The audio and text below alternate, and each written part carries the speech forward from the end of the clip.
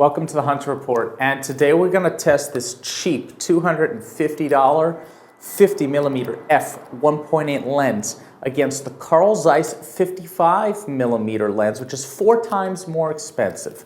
The difference is going to surprise you. If your socks are not blown off, I promise your money back.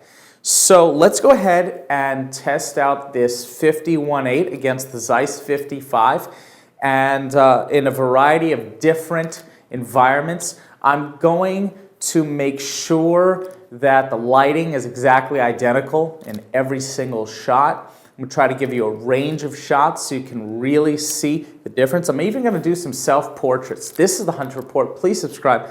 Please give me a thumbs up. If you want to see where to buy any of these products, just check the description below for links to Amazon.com where you can get any of these things. So, let's get into some photographic science. Starting here with the lock. On the left we have the 55 at f1.8. On the right we have the 50 at f1.8.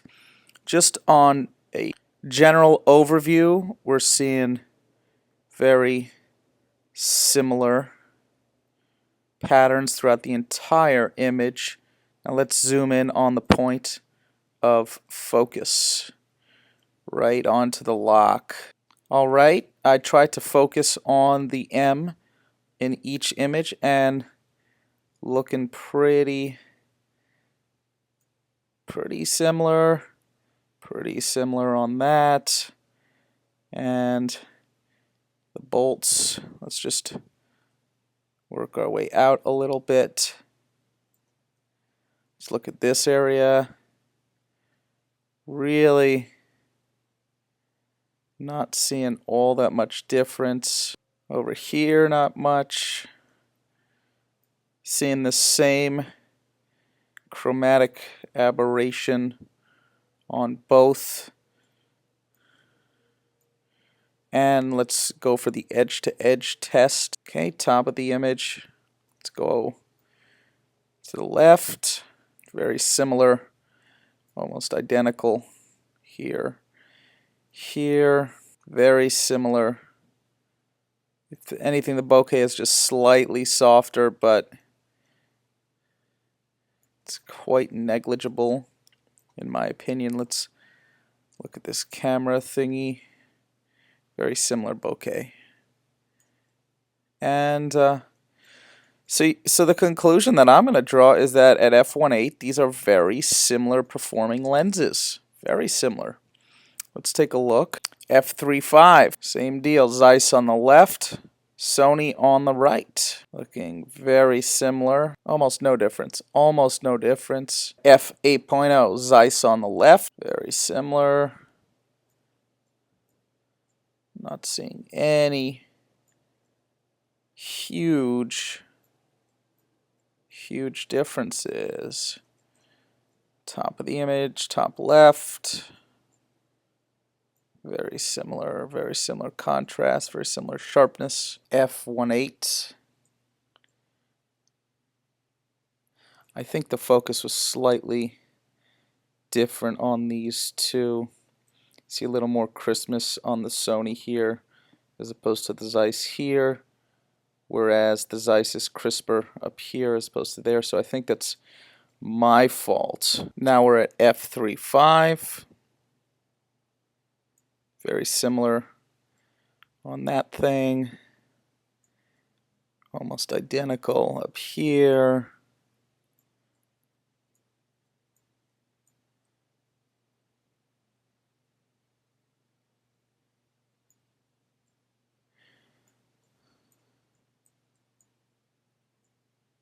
f5.6.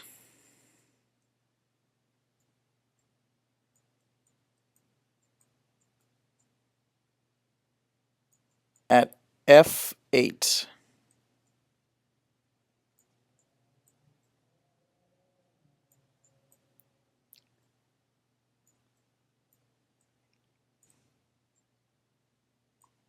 Conclusion, probably some focusing issues, but overall extremely similar performance. Our next test is the pan test. So that's the pan zoomed out, and now let's go into the point of focus. which was this dot right here, this piece of cooking dirt, and at f1.8, here we are at f3.5, Zeiss on the left.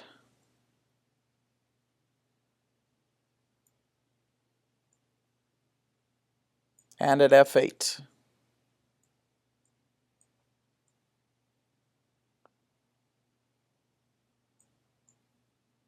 Here we are on the me test. I was able to get this to focus by using the Sony remote control Wi-Fi trigger and single shot autofocus. Nearly identical. Let's go out to the edges. Remember f1.8.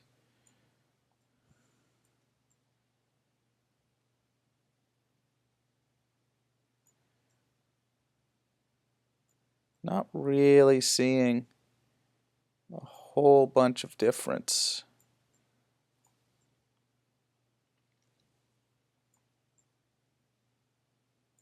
This is a great feature because it is sort of still in the middle.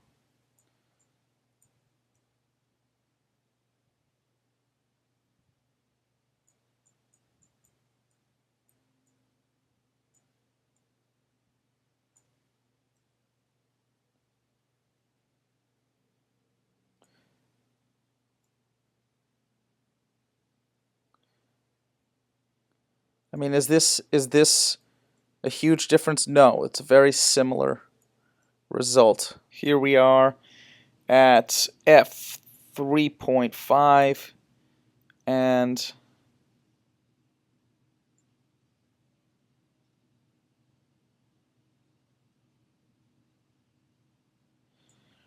the Zeiss is sharper.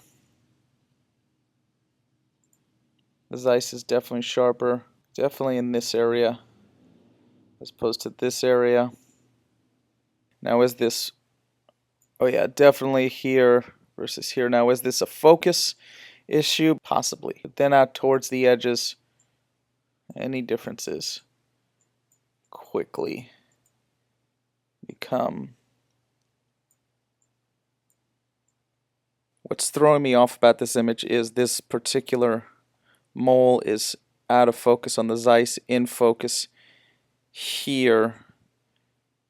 So I'm thinking the focal plane is just different on these images, right? So what this means right here is that this is focused more towards my ears, right? More towards the back of my head, whereas this is focused properly on me. So I'm going to count the difference in sharpness to the fact that the Zeiss image is just properly focused at f5.6, and I'm going to give it to that. Now we have the branch test. This branch was the focal point for each lens, and because of the moving sun, I switched lenses in between every shot. This was on a tripod, so I feel that this test was more controlled than the faced tests. Alright, very similar sharpness over here, and let's just see how far from the center we are.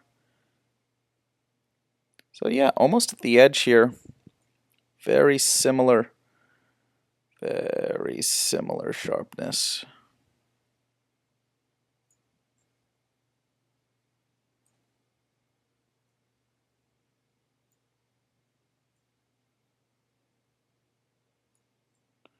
Alright, let's take a closer look at these two features. At f1.8, you know, it's very almost identical as far as I'm concerned.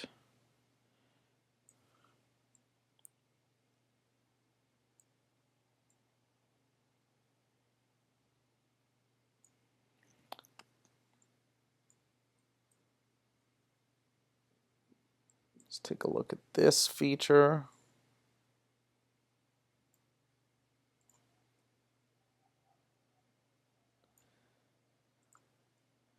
this feature very, very similar between the two lenses. And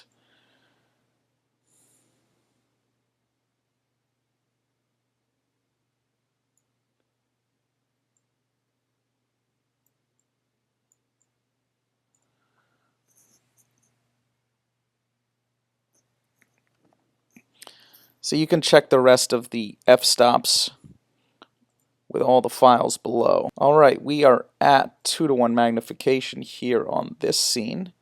Let me show you the entire scene. Almost identical. Sony on the right, f8.0, Zeiss on the left. So, okay, let's work our way up. Here, there was a bird here. There was no bird there in that shot. So that actually proves that these were taken seconds apart. Again, a whole bunch of bird differences, but if we just look at the features, I'm not seeing all that much of a difference.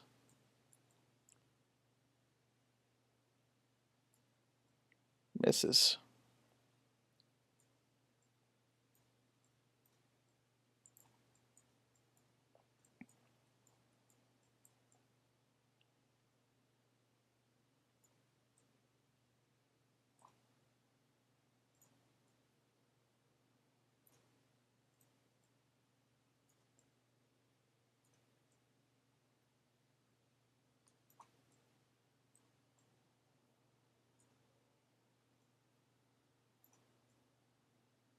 So the results are in. Let me state it very clearly.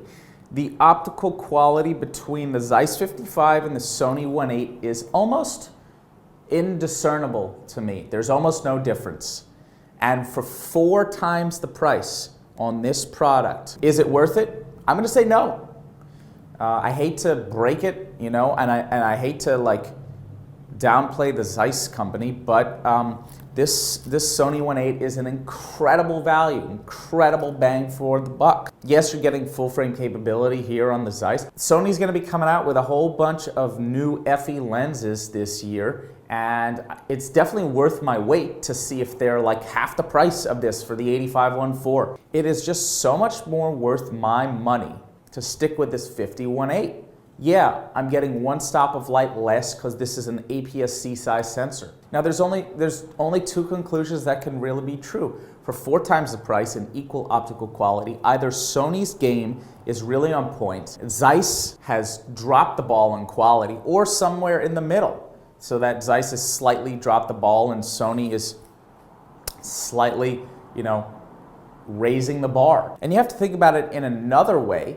I think this lens is overpriced. You look at Canon's 50-1.8s and they're mainly under $200. You look at Nikon's 50-1.8s and they're mainly in the $200 range. The end result of all this redesigning and re-engineering is a similar optical product, similar optical results from Zeiss. So lesson learned. So that's the Hunter Report. I hope this was useful to you. Check the descriptions below for where you can find links to all of these products on Amazon.com.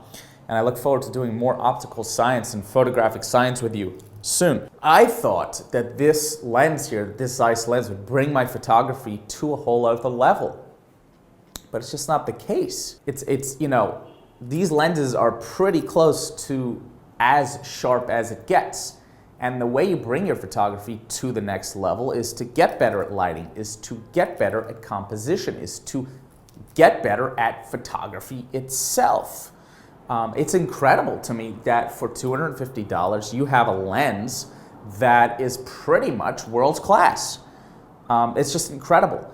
And you know, I can't get over the fact that this super expensive Zeiss lens gave very similar results to the Sony 50-1.8. All the raw files and JPEGs are in the description below, so you can pixel peep to your heart's desire, and I think you'll come to the same conclusion that I came to. I tried to keep these as scientific as possible.